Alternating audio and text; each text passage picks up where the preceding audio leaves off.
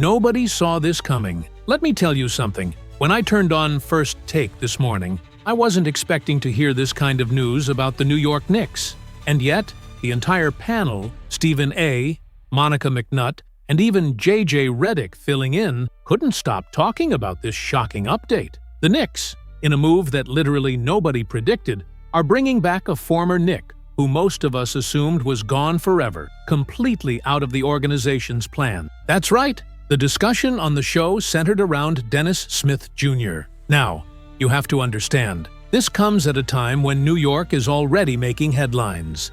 The Knicks just signed Malcolm Brogdon, which caught a lot of fans off guard. Add that to the fact that Landry Shamet was also signed, and you have a point guard situation that suddenly feels crowded and confusing. Remember, the Knicks right now only have the ability to add one more veteran's minimum deal. So when the news broke that Dennis Smith Jr. was working out for the Knicks this week, everybody at the First Take desk raised their eyebrows. And here's the thing, this wasn't just a casual mention. The conversation was framed around whether the Knicks are truly committed to reshaping this roster with depth and versatility, or if this is simply a flyer on a player from the past. Stephen A. in particular went off about how surreal it is that Smith is even in this position. We're talking about a former lottery pick, someone who at one point was supposed to be the future of the franchise. Back when Kristaps Porzingis was dealt away in a move that many considered a franchise reset, the headline piece the Knicks got in return was Dennis Smith Jr.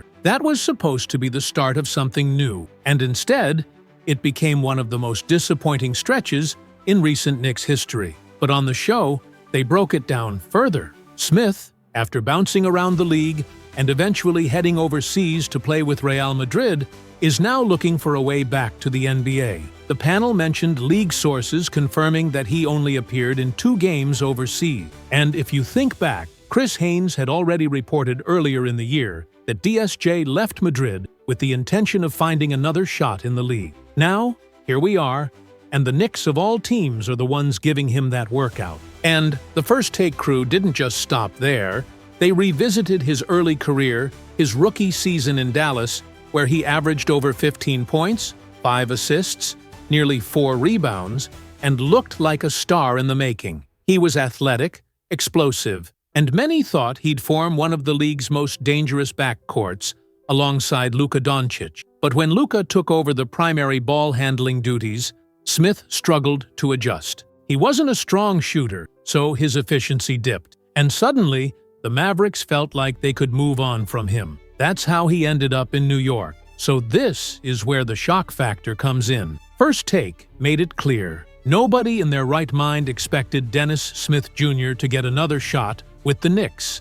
Not after what happened the first time. His numbers in New York were underwhelming, his role diminished, and eventually he was traded away in the Derrick Rose deal. That trade, ironically, helped snap the Knicks' playoff drought.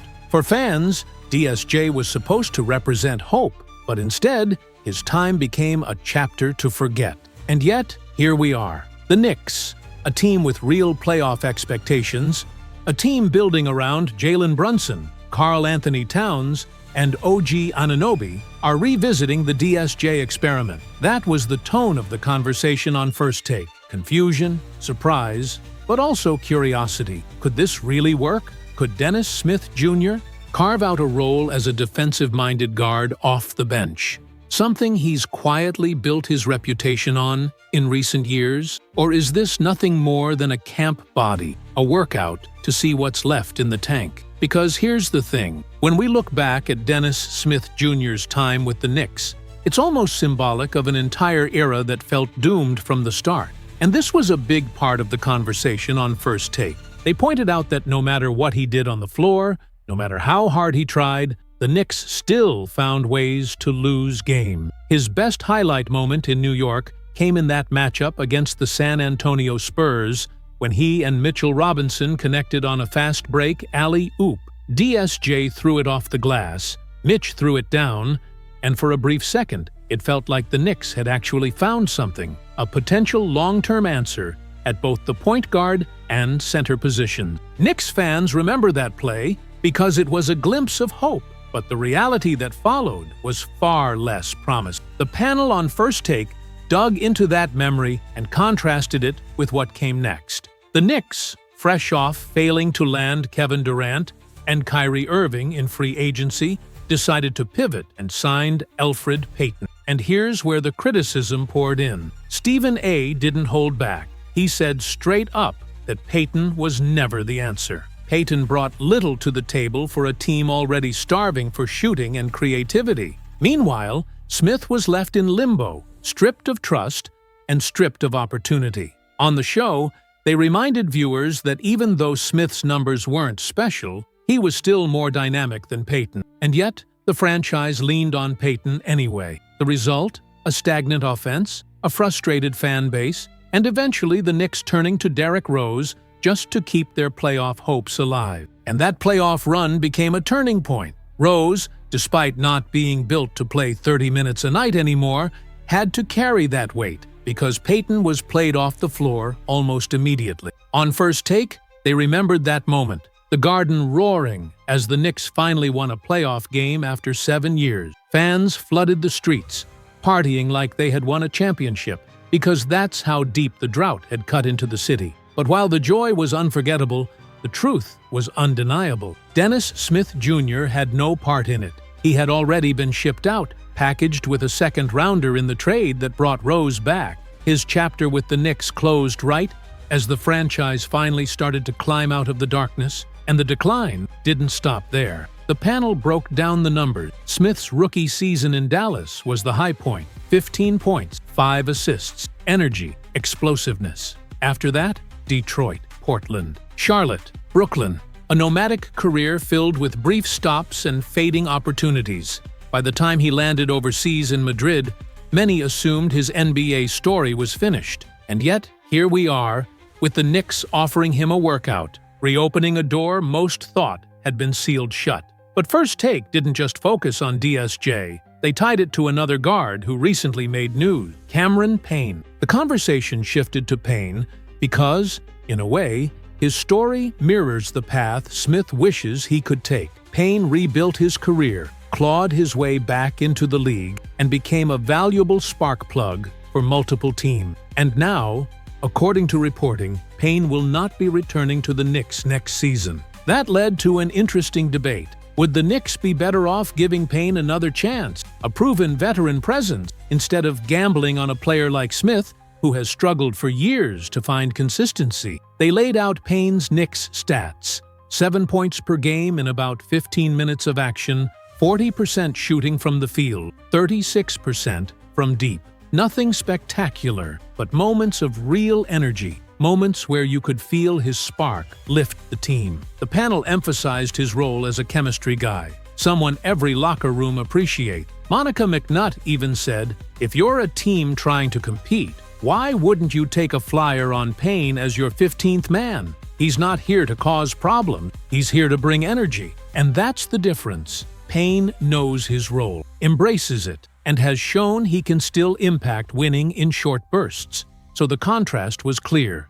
Dennis Smith Jr., fighting for another chance, trying to prove he can rewrite his story in New York. Cameron Payne, a player who has already proven his ability to reinvent himself and contribute to winning situations. And on First Take, that sparked the larger question. Are the Knicks making the right call here? Should they invest their time and energy into a player from the past who's still searching for his place? Or stick with someone like Payne, who's already established as a reliable role player? He's the type of player every locker room values: unselfish, team first, and always willing to play for the name on the front of the jersey rather than the one on the back. That kind of mentality is rare in today's NBA, and it's exactly why Cameron Payne earned so much respect during his time in New York. His performance in Game 1 of the Knicks' first-round matchup against the Pistons was proof of that. He stepped up when it mattered most, providing an immediate spark and steadying presence that helped set the tone for that series. Payne didn't just fill minutes. He left an impact, showing that when his number is called, he's ready. Moments like that are why so many fans, myself included, will always look back on his Knicks stint with appreciation. He embodied what it means to represent the city, competing with heart and pride every time he hit the floor. That's something you can't quantify with a box score, but it's felt by teammates, coaches, and the fan base.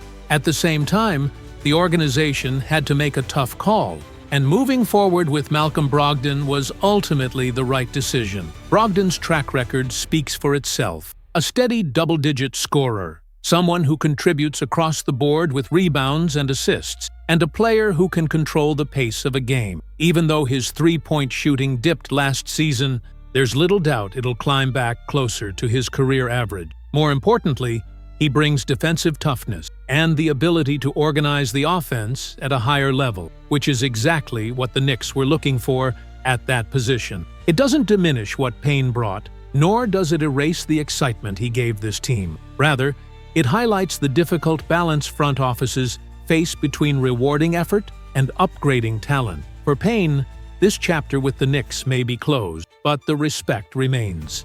He proved that he belongs in this league and that competitive fire will continue to earn him opportunity. Now, the focus shifts to what comes next. The buzz around Dennis Smith Jr. has caught many by surprise, and while it's unclear how far those conversations will go, it adds yet another layer of intrigue as camp approaches. Could he find his way back into the fold, maybe even through Westchester? Or is this simply another storyline that fizzles out? Time will tell. As for Payne, I'll always be rooting for him. His energy, his resilience, and his commitment to the team-first approach are qualities every fan can admire. Here's hoping his career continues to thrive, wherever the next stop may be.